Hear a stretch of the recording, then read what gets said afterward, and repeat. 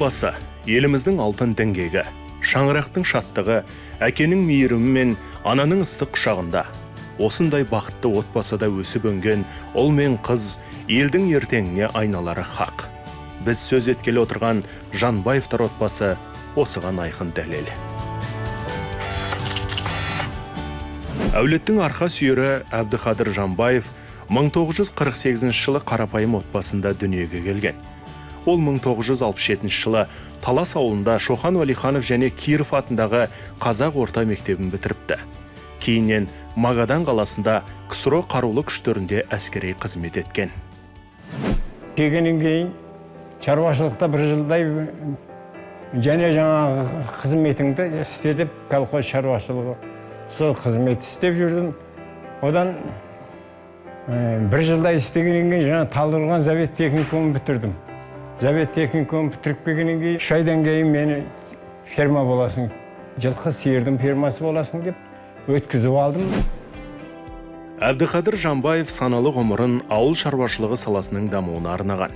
40 жыл бойы мал шаруашылығының қыр-сырына терең бойлаған ол бүгінде осы саланың ардагері. Халықтың жағдайына қарай, халықтың несін тілегін орындадым. Ешкім маған ренжімеді. Оның үстіне мен партияның солдаты болдым да, маған уверенный болдым. Шаруашылықта істеп жүргенде алған ешқандай менің нем жоқ. Претензия, онда басқарма дейтін, басқармаға да түскен жоқ ауданның. 1977 жылы Талас ауылында дүбірлі тойы өтіп, отау құрған жас жұбайдың қуанышына бүкіл ауыл, аудан халқы куә болыпты. 77 жылы енді үйленетін болсақ екеміз, мен комсомол тойын жасаймын деп, әке бүкісін қадап, соң комсомол тойын жасадық. Комсомол тойы керемет болды. Бұл кісілер барды, кейін мамам 3 күндей той жасады. СПТУ 119-да бірге жұмыс істегендерімді шақырып, керемет жақсы. Ол кезде Волга атамның Волгысын ғана көрдім, атамды көрмедім. Волгының алдында кукла, өзімізде вата, қазіргіде айқай, шу деген жоқ қой, жай ғана сондай керемет музыка, аз-ақ қана музыка болады. Адам ұрпағымен мың жасайды. Бүгінде ынтымағы жарасқан отбасында береке мен бірлік орнаса, ол да ата-ананың еңбегі. Табиғатынан қарапайым жанұя балаларын жан-жақты болуға үйретіпті. Сондықтан да болар, осы үйден тараған 5 баланың барлығы өмірден өз орнын тауып, әкесі көтерген шаңырақты шайқалтпай ұстап келеді. Әкемнің жаңағы мен артынан мінгестіріп алып, охотына апарып, жаңағы үйдің шаруашылығына отын суды қалай алады, соның бәрін үйреткен әке шешем болатын. Анау биен айдап кел, ерте байлансын, қымыз ішесің деп. Сонда жаңалақ барып жаңағы биеді жылқыны айдап келеміз.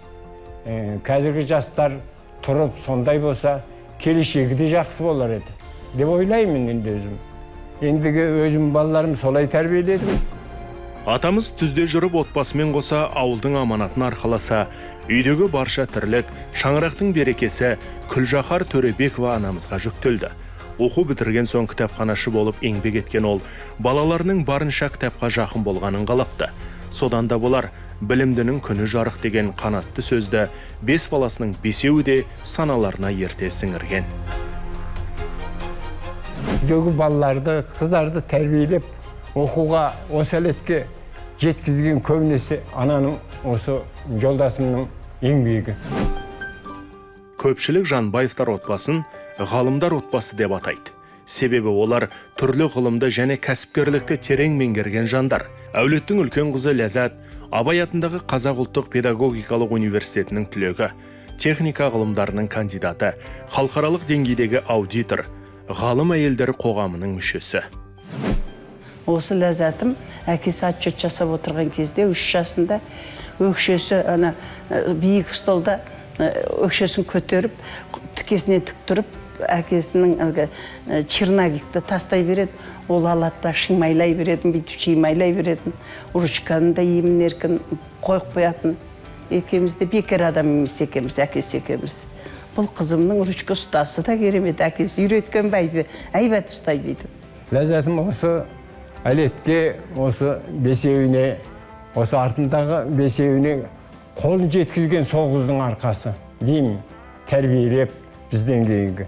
Біз жаңағы қаражат жағынан, аздап продукция жағынан көмектессек, ол қыз осыларды қадағалап осындай жетістікке жетті. Ләззат деген қыз, мен білемін, мен арқылда жүрген кезде 10 класты бітірген кезде сондай алтын алқамен бітірген. О, қайсы оққа барасың, анамылы деп біз сондай қуанғанбыз. Біздің қуаныштарымыз ортақ болған. Мұхамеджан Тынышбаев атындағы Қазақ көлік және коммуникация академиясында бірінші университетте ассистент болып жұмысқа кірдім. Ол жерде де ұстаз болдым. Мамандықты таңдағанда өкінген кезім болған жоқ. Өйткені мен қазір жемісін жеп отырмын. Сол маманның интеллектуалды жаңағы ұлт болу үшін жалпы үш аспектіні дұрыс қолдану керек деп ойлаймын.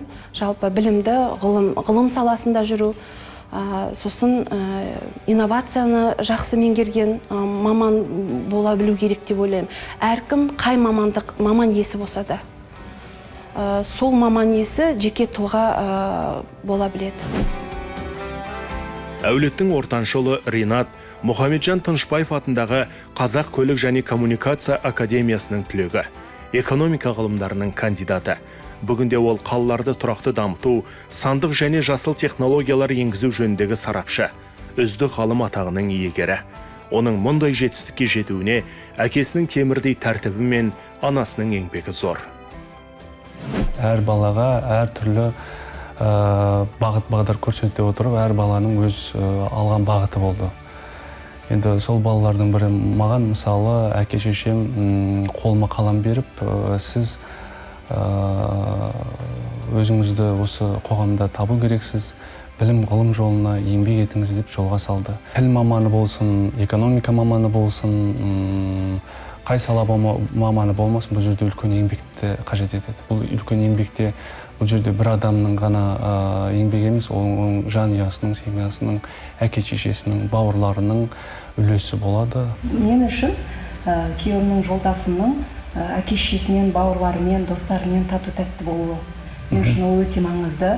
Сондықтан ата-анасына қарату, олардың сұрағандарын алып беру, қыдырту, бүкіл жауапкершілікті алғаннан кейін мен жолдасымды сондай қасиеті үшін мен сыйлаймын. Ренатым асық ойнап жүрген кезде, мен жоғары жақтан келе жатсам, асық ойнап жүреді балалармен.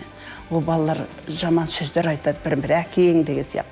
Сен жетектеп алам, үйге алып келіп, қанат жанадым кішкентай, үйге алып келіп столға отырғызам. Мен саған жолдас емеспін, осы білім жолдас деймін ғой. Оқы, содан кейін мен өзім баға қоямын деймін, сұраймын дедім. Ринаттан кейінгі ортаншы қыз Римма, Қаныш Сәтбаев атындағы Қазақ ұлттық техникалық университетінің түлегі, техника және технология магистрі. Білім инемен құдық қазғандай деп түсінетін дарынды жастың бүгінде қол жеткізген бар марапаты ата-анасы салған сара жолдың жемісі болса керек. Ата-анам кішкентай кезімізден өзіңе және біліміңе ғана сен деп үйретті. Және әр іске жауапкершілікпен қарауға, жауапкершілікпен атқаруға үйретті.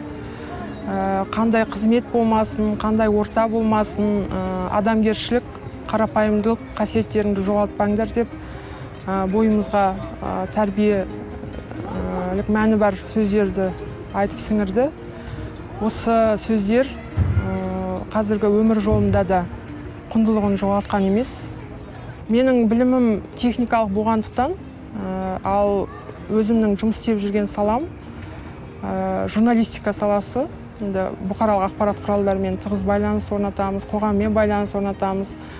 Солардың бәрін жүйелеу бағытында көп пайдасы тиеді. Өйткені техника саласында білім алған мамандар басқаша ойлайды. Алдын ала ойлауы мүмкін. Біз енді филологтар, журналистер қалай жазсам, қалай жеткізсем деп ойласа, біз оны визуалды жағынан да ескереміз. Дизайнын қалай, визуалды қабылдауы қалай қоғамның, ақпаратты визуалдық жағынан қалай береміз деген сияқты сондай моменттерде қолданып жатамыз. Соңғы кезде өздеріңізге белгілі, біз цифрлы қоғамда өмір сүретіндіктен бізде біздің университеттің сайты, ол біздің былайша айтқанда бет-пердеміз. Сол сайтта қандай жаңалықтар және қандай мәтінде беріледі, қандай дизайнда және қаншалықты ол сапалы түрде, қаншалықты ол айталық қызықты көрермендер немесе оқырмандарға қызықты осы біздің университет жайында мәліметтерді берудің өзі үлкен, ол еңбек. Мына сол саланы басқарып келе жатқан Рима Абдықадырқызы білікті маман ретінде өзін көрсетіп келе жатыр. Менің осы алдыңғы 3 балам біздің өміріміздің куәсі, былай айтқанда. Ал кейінгі қанат жанатым кіші болды. Оны бұларды біз Алладан сұрағамыз жоқ, аяқ астынан Құдай бере салды бізге егізді. Соны егіздерім қуаныш, ол да біз бақытты өмір сүрдік жарығым, жолдасымыз екеміз. Оның қуанышын енді айтпай егіздерге қуанғанымызды. Атын қайнағам қойды. Басқа қайнаған балалар бір парақ дәптер жазып атты. Адамның атын жазып. Соны, мен оны білмеймін дейді, ол кісі қойшы болады. Мен түнімен ойлап шықтым, 2 баламның атын өзім қоям деді, қайнағымыз қайтыс болып кетті. Қанат, жанат болды деді. Сонымен қанат, жанат, қанатымыз, қазір екеуміздің қанатымыз болып жүр. Жанатымыз, жанымыз болып жатыр. Әрине, әпкеміз бен ағамыздың жолын қуып, ол кісілерде білім жолында, қызмет жолында жүрген соң, бізде ол кісілерге де еліктеп өстік. Міне, сол кісілердің жолын бірінші арба қайда барады, артындағы арба да солай болғандықтан, міне бесеуіміз де ғылым жолында, қызмет жолында өсіп келе жатырмыз. Оған шүкір дейміз. 2012-2014 жылдары оңтүстік Кореяда Чонам университетінде және Анталия қаласында Ағденис университетінде ғылыми тағылымдамадан өттім. Магистратурада жүргеннің өзінде Жанат өзінің ізденімпаздығын және осы алға қойған мақсатына деген бір ерекше талпыныстар мен ізденістерге әрқашанда соларды жүзеге асыруға бағытталғандығын көрсетті. Әулеттің кенже ұлы Қанат Жанбаев та жоғары білімді азамат. Ол 2017 жылы ата кәсіпті жалғастыру мақсатында шаруа қожалығын құрған. Мал шаруашылығын дамытуды қолға алған Қанат, әке ізін жалғастыру перзенттік парызым деп түсінеді. Әкем шаруа қожалықты 2005 жылы Қанат Жанат деп құрды. Шаруа қожалықтың орналасқан жері бұрынғы аталарымыз Темірбек атамыз колхоз уақытында осы сайға мал баққан екен. Осы сайда қыстап, жазда жайлауға шыққан екен. Өзің үйдің кенжесі болғаннан кейін әкең істеп бастаған істі жалғастыратын бір адам болу керек қой үйде. Ол қазақта өзі бұрыннан қалыптасқан дүние. Кенжесі әкесінің ұстаған таяғын ұстап қалады. И соны тастамай до конца апару керек. Ұлағатты отбасы ұлт қазынасы. Жанбаевтар отбасы үшін шаңырақтағы татулық пен берекеге бастар жол, үлкеннің кішіге қамқорлығы, кішінің үлкенге деген ізеттілігінде жатқандай. Қазақ, әке асқар тау, ана бауырындағы бұлақ, бала жағасындағы құрақ деп бекер айтпаса керек. Бұл қанатты сөз Жанбаевтар әулетінің бүгінде өмірлік ұстанымына айналған. Ата-анадан дарыған игі қасиет пен тәлім тәрбиенің осылайша үйлесім табуы кейінгі ұрпақ үшін де өмірлік рухани азық болары сөзсіз.